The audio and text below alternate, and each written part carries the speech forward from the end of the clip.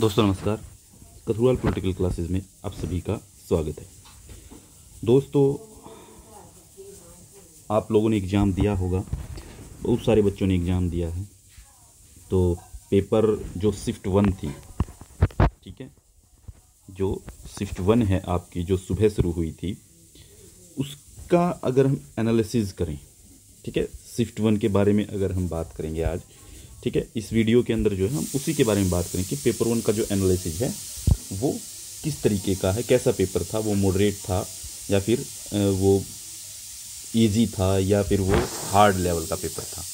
ठीक है, तो डिफ़िकल्ट, मॉडरेट, इजी, इन तीनों में से कैसा पेपर था उसके ऊपर बात करेंगे और वो पता चलेगा क्वेश्चन के ऊपर डिस्कशन करने से।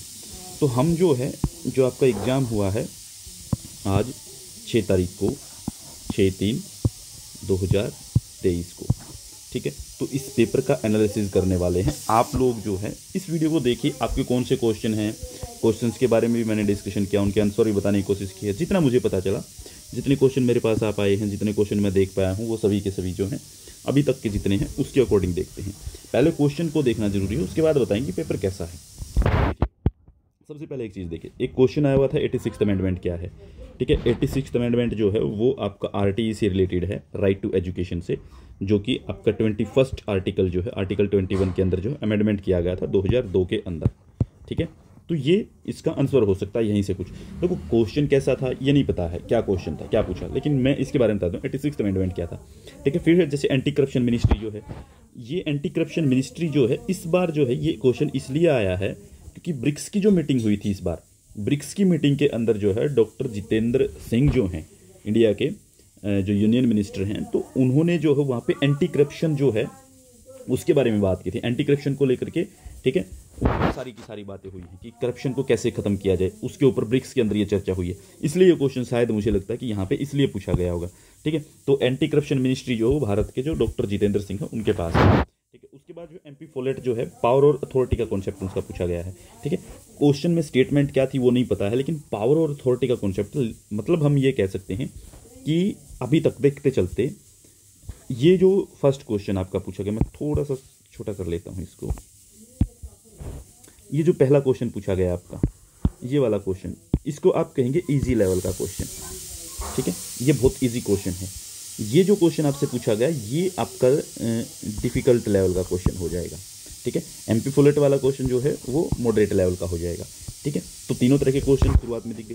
फिर इसके बाद रॉबर्ट नोजिक की किताब है जो अनार्की स्टेट एंड यूटोपिया जो है वो पूछी गई। तो ये क्वेश्चन जो आपका होगा ये होगा आपका इजी लेवल का क्वेश्चन। ठीक है, इसके बाद एरिस्टोटल की बुक्स हैं, बुक्स पूछी गई हैं, तो ये भी आपका जो है ये इजी लेवल का क्वेश्चन हो जाएगा। फिर इसके बाद जो है ये केस पूछे गए हैं, बेरुवाड़ी, केशवानंदन भारती और LIC केस। ठीक है, बेरुवाड़ी केस 1960 है, केशवानंदन 1973 है, LIC 1995 है। तो ये क्वेश्चन जो है ये आपका थोड़ा है मॉडरेट लेवल का क्वेश्चन, इसको आप डिफिकल्ट भी नहीं कह सकते। ठीक है, लेकिन ये मॉडरेट लेवल का क्वेश्चन है। इसके बाद हाइड एक्ट है, ये मोस्ट डिफिकल्ट क्वेश्चन है। हाइड एक्ट क्या, व्हाट इज हाइड एक्ट? यही वो एक्ट है 2005 में इंडिया और USA के बीच में न्यूक्लियर डील होती है। ठीक है, इसी डील को जो है 123 एग्रीमेंट कहा जाता है, क्योंकि ये हाइड एक्ट जो है वहाँ के एक मिनिस्टर जो हैं उन्होंने प्रेजेंट किया था। ठीक है, और इसमें क्या था कि ये 123 अमेंडमेंट होना था जो वहाँ पे, उसके अंदर जो है कांग्रेस के अंदर पास होके आना था वहाँ पे, तो ये एक्ट पास करवाना था वहाँ पे USA की पार्लियामेंट से, USA के अंदर जो सीनेट से पास होना था। ठीक है, तो वहाँ पे ये डिफिकल्ट लेवल का क्वेश्चन था। इसके बाद पब्लिक एडमिनिस्ट्रेशन के थिंकर की थ्योरीज पूछी गई हैं, तो इसको आप कह सकते हैं कि ये मॉडरेट टू डिफिकल्ट क्वेश्चन हो सकते हैं। ये इजी लेवल के क्वेश्चन नहीं है। पब्लिक एडमिनिस्ट्रेशन के थिंकर की जो थ्योरीज हैं वो इजी क्वेश्चन में नहीं, कभी नहीं गिन सकते आप, वो मॉडरेट टू डिफिकल्ट लेवल में जाएंगे।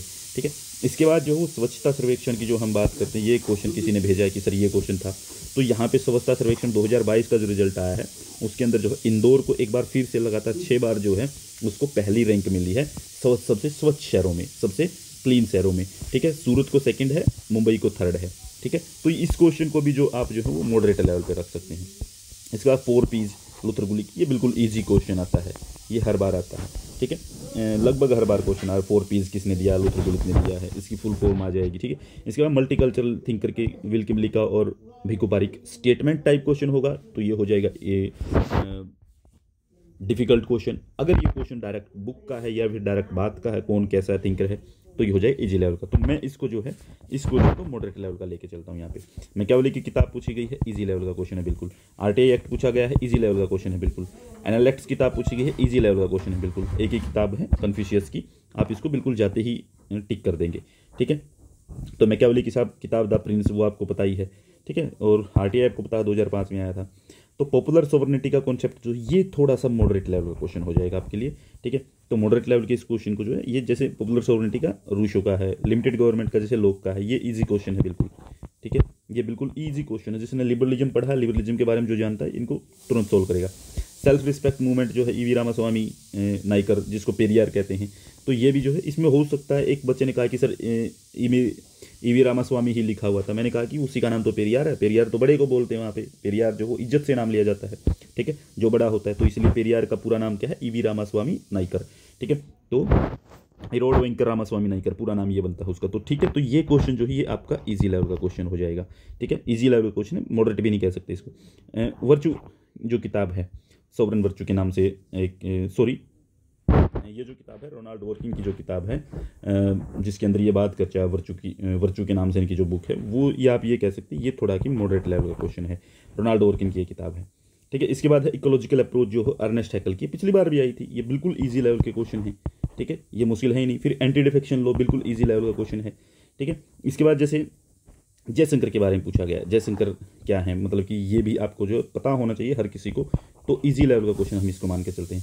फिर जॉइंट एक्सरसाइज पूछी गई, तो जॉइंट एक्सरसाइज जो है वो डिफिकल्ट लेवल क्वेश्चन होते हैं, हमें नहीं पता होता है कौन सी एक्सरसाइज किसके साथ लड़ेगी, बहुत सारी एक्सरसाइज करता है इंडिया, ठीक है। तो जॉइंट एक्सरसाइज कौन सी पूछी गई ये नहीं पता है हमें, मुझे भी नहीं पता, किसी ने बताया नहीं कि क्या है, ठीक है। एंटी डिफेक्शन लॉ के बारे में सब जानते हैं, 52nd अमेंडमेंट हुआ था, 1985 में हुआ था, 10th शेड्यूल बनाया गया था, ठीक है, ये सब जानते हैं।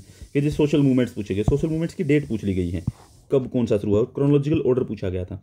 तो सोशल मूवमेंट में जैसे आपको ये जो है नर्मदा बचाओ, आरटीआई, चिपको, इनकी डेट होनी चाहिए आपको याद, मुझे लगता है हमने सब कुछ करवाया था इस बारे में भी।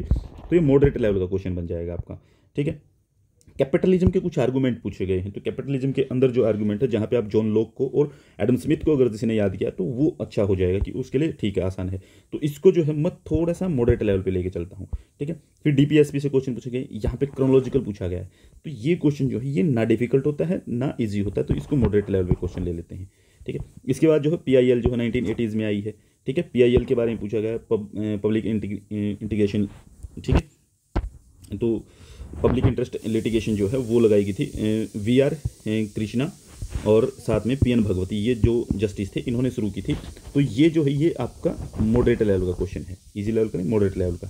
फिर इसके बाद है रोजगार गारंटी कानून जो है नरेगा 2005 में आता है, 2009 में MG इसके साथ जुड़ता है, महात्मा गांधी को जोड़ देते हैं, तो ये भी आपका जो है इजी लेवल का क्वेश्चन है। फिर लास्टवेल जो है, लास्टवेल के पॉलिटिकल साइकिल की बात की है कि पॉलिटिकल साइकिल जैसे कि हु, उसके बाद सेज वाट क्या है, फिर कौन सा चैनल है, मतलब कि कौन है, क्या है, कौन सा चैनल है, किसके लिए है, कौन प्राप्त करने वाला है, फिर इसके बाद जो है लास्ट में उसका फीडबैक क्या होगा, ठीक है। यानी कि आप कह सकते हैं कि कंक्लूजन क्या होगा लास्ट में। तो ये इनका था, ये डिफिकल्ट लेवल का क्वेश्चन है, ठीक है, ये आसान नहीं कह सकते। इसके बाद जैसे अटल पेंशन योजना कब शुरू होती है, उज्ज्वला कब शुरू होती है, स्वच्छ भारत अभियान, तो इसको भी आपको जो है ये मॉडरेट टू डिफिकल्ट की तरफ कर लीजिए, क्योंकि सारी योजनाएं होती हैं तब याद नहीं होती, हो सकता है कोई छूट जाए ये चीज़। फिर शेड्यूल पूछे गए हैं, 4th शेड्यूल है, 5th शेड्यूल है, 10th शेड्यूल है। जैसे कि 4th शेड्यूल के अंदर आपको क्या पूछा गया, 4th शेड्यूल के अंदर है कि आपकी जो allocation of seats of states हैं वो बात है, एसपीज के जो एरियाज हैं वो 5th शेड्यूल में है। 10th में जो है वो आपका जो है एंटी डिफेक्शन लॉ है, दल बदल कानून आ जाता है। तो इस क्वेश्चन को जो है आप जो है वो मॉडरेट लेवल का कर लीजिए, ठीक है। यूपीएससी जैसे है, यूपीएससी के बारे में आपसे पूछा गया है, तो आर्टिकल के बारे में आप बता देंगे, 316 पे आप पहुंच जाएंगे, ठीक है। तो यहाँ पे 315 पे जो है वो आप बात करेंगे, ठीक है। इसके बाद जो है यहाँ पे अगर ये पूछे कि कब बना था, तो 1926 से आप शुरू करेंगे इस बात को। इसके बारे में क्वेश्चन पता नहीं है क्या पूछा गया, लेकिन मैं इसको कह सकता हूँ अगर यूपीएससी से क्वेश्चन इस तरीके का कोई पूछा गया, उसके बारे में कोई बात पूछी गई है, तो हम इसको मॉडरेट लेवल का क्वेश्चन मान लेते हैं, डिफिकल्ट नहीं हो सका, ठीक है। इसके बाद गांधी मूवमेंट जो है वो क्या है, बिल्कुल ईजी लेवल का, बिल्कुल ईजी लेवल का क्वेश्चन है गांधी के मूवमेंट। फिर कॉन्स्टिट्यूशनलिज्म के बारे में क्वेश्चन है, तो कॉन्स्टिट्यूशनलिज्म का क्वेश्चन जो है वो डिफिकल्ट लेवल क्वेश्चन होता है, वो आसान क्वेश्चन नहीं मिलेगा आपको, ठीक है। स्टेटमेंट टाइप क्वेश्चन होना चाहिए मेरे हिसाब से। आर्टिकल 32, आर्टिकल 226 जो है रीट्स होती हैं, इसके अंदर सुप्रीम कोर्ट में जा सकते हैं डायरेक्ट, यहाँ पे हाई कोर्ट में जा सकते हैं, ठीक है। तो यहाँ पे क्या है कि ये क्वेश्चन जो है ये आपका मॉडरेट लेवल का क्वेश्चन है, मॉडरेट लेवल का क्वेश्चन। फिर ये जैसे पंचशील एग्रीमेंट, बिल्कुल इजी क्वेश्चन है, ठीक है, 1954 में चाइना के साथ हुआ था हमारा। टैगोर की फिलोसफी जो यूनिवर्सलिज्म को सपोर्ट करती है, तो यहाँ पे ये मॉडरेट लेवल का क्वेश्चन है, ठीक है। ये क्वेश्चन इस तरीके से। फिर इसके बाद जैसे क्वेश्चन आया सिटीजन चार्टर से क्वेश्चन है, सिटीजन चार्टर से पूरा पढ़ा रखा आप लोगों ने, जिसने पढ़ा होगा थोड़ा बहुत देखा होगा, तो ये क्वेश्चन जो है ये मॉडरेट टू डिफिकल्ट की तरफ जाएगा, इजी की तरफ नहीं आ सकता है। इसके प्रिंसिपल पूछे गए होंगे, इसके अंदर क्या प्रोविजन किए गए, क्या पूछा गया, वो चीज़ें मुश्किल हैं।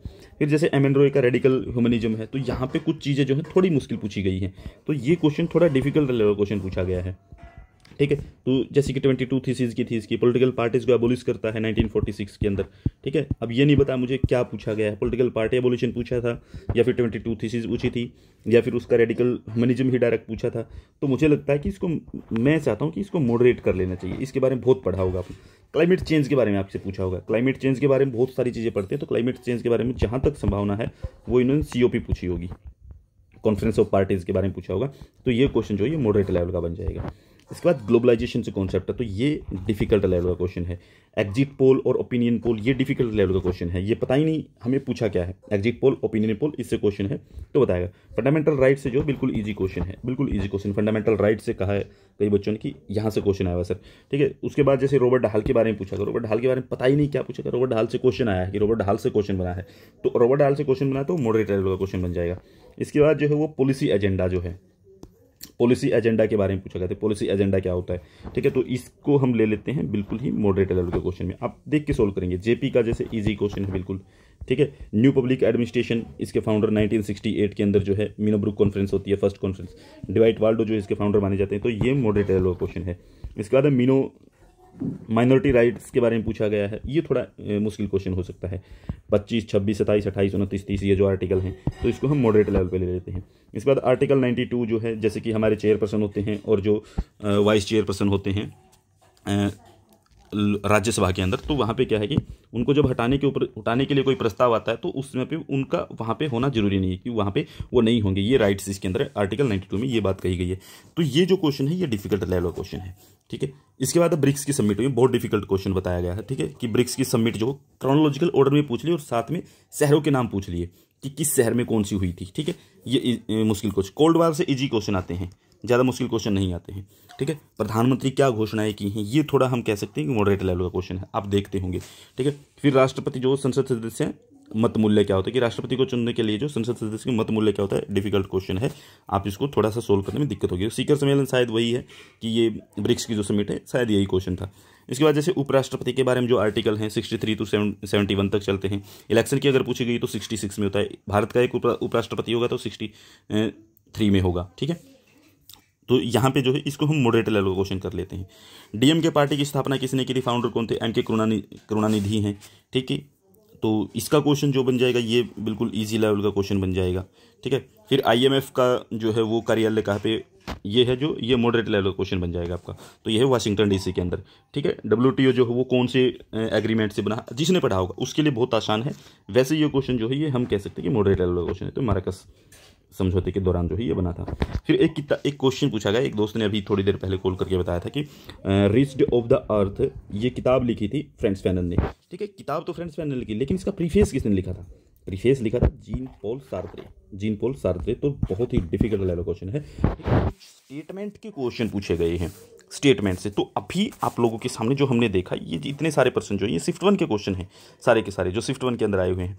तो इन शिफ्ट 1 के क्वेश्चंस के अंदर अगर हम देखते हैं कि इन शिफ्ट 1 में क्या हुआ है, तो मुझे लगता है पेपर जो आपका बनता है वो बनता है ईजी क्वेश्चंस की। अगर हम बात करेंगे तो ईजी क्वेश्चन मुझे लग रहा है कि आपके लगभग 40 से 45 क्वेश्चन बनते हैं, ठीक है। अगर हम बात करें कि मॉडरेट लेवल के क्वेश्चन कितने हैं, तो मॉडरेट लेवल के क्वेश्चन बनते हैं आपके 25 से 30 क्वेश्चन, ठीक है। तो कुल मिलाकर के आपके जो टोटल क्वेश्चन अगर हम बात करें तो ये लगा लीजिए कि इसके बाद एक चीज़ बनती है कि आपके डिफिकल्ट लेवल क्वेश्चन कितने बनेंगे। तो डिफिकल्ट लेवल क्वेश्चन जो मुझे लग रहा है वो लग रहा है कि ये शायद 20 से 25 क्वेश्चन बनेंगे, जिसके अंदर आपका पैराग्राफ भी इंक्लूड होगा। पैराग्राफ शिफ्ट 1 के अंदर जो वो डिफिकल्ट बताया गया है, ठीक है।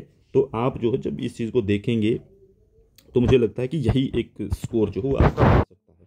इसी तरीके से जो है आप चीज़ों को एनालिसिस कर पाएंगे, ठीक है। तो हम यहाँ जो टोटल एनालिसिस अगर हम देखें, तो पेपर का अगर एनालिसिस देखें तो मुझे लगता है कि पेपर जो है वो मॉडरेट टू डिफ़िकल्ट की तरफ ज़्यादा झुकाव करता दिखेगा।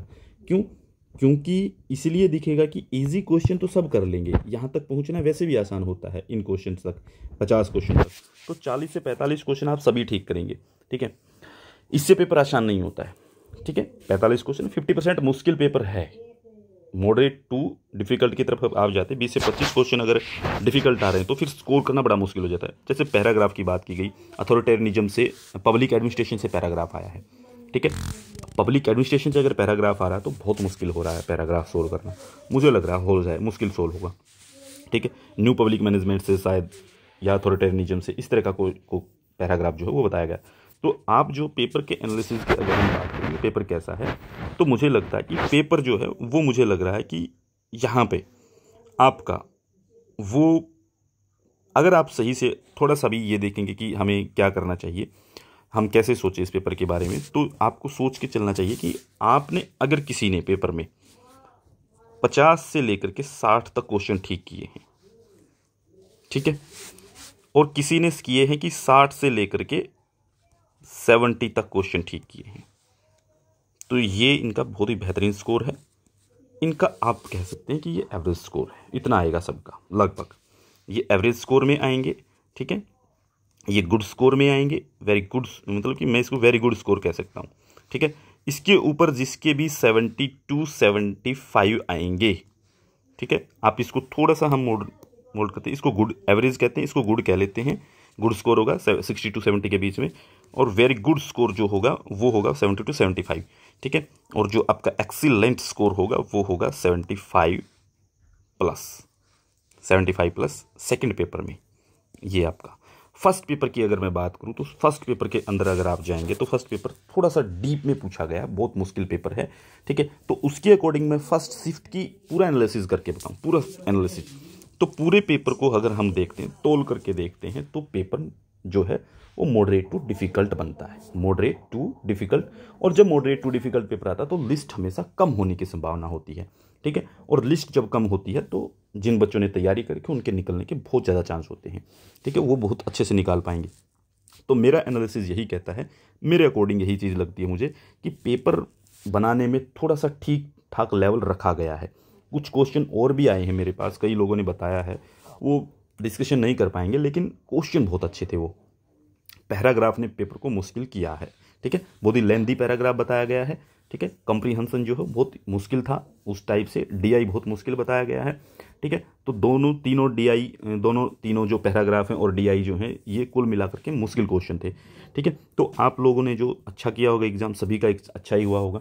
तो मुझे लगता है कि इन क्वेश्चन से जिसको लग रहा है कि ये पेपर किस तरीके का था, तो यहाँ पे हमने ज़्यादातर क्वेश्चन जो हो मॉडरेट लेवल के देखे हैं, इजी लेवल के भी देखे हैं, डिफ़िकल्ट लेवल के भी देखे हैं। तो मेरा एनालिसिस ये है कि आप मॉडरेट टू डिफ़िकल्ट की तरफ जाएंगे हम पेपर में, हम इजी पेपर नहीं कहेंगे इसको, ठीक है। तो मॉडरेट टू डिफ़िकल्ट, ठीक है। और मॉडरेट में भी अगर कहें कि मॉडरेट कितने % होगा, तो मॉडरेट की तरफ अगर हम जाएंगे तो वो जाएंगे हम 60% की तरफ, और डिफ़िकल्ट की तरफ जाएंगे हम 40% की। 40% पेपर डिफ़िकल्ट की तरफ जा रहा है, 60% मॉडरेट की तरफ जा रहा है, ठीक है। तो इस तरीके से हम पेपर को निकाल सकते हैं अपने को। तो आप लोगों को जो है यही चीज़ एक ध्यान देनी है, आपको देख लेना है आपका एग्ज़ाम कैसा हुआ है, हम एक ऐसे एग्ज़ाम में अटैम्प्ट कर रहे थे, क्वेश्चन कहाँ पे हम लैग किए हैं, ये कहाँ पे नहीं किए हैं, ठीक है। तो इस तरीके से जो ये पेपर शिफ्ट 1 का एनालिसिस था। शिफ्ट 2 का एनालिसिस जो है वो हम जो है दोपहर के बाद डालेंगे, ठीक है। ये वीडियो जो है ये अभी डाल रहे हैं सुबह सुबह, ठीक है। तो अभी जो है इसके बाद जो है सेकंड जो एनालिसिस होगा पेपर का, वो सेकंड शिफ्ट का जो एनालिसिस होगा, उसके क्वेश्चन आ रहे हैं, अभी आ रहे हैं, उनका एनालिसिस करने में थोड़ा सा टाइम लग रहा है, लेकिन उसका भी एनालिसिस बहुत जल्द आएगा, ठीक है, बहुत जल्द शाम तक आ जाएगा, ठीक है। तो तब तक के लिए आप सभी से विदा लेते हैं, तब तक के लिए धन्यवाद।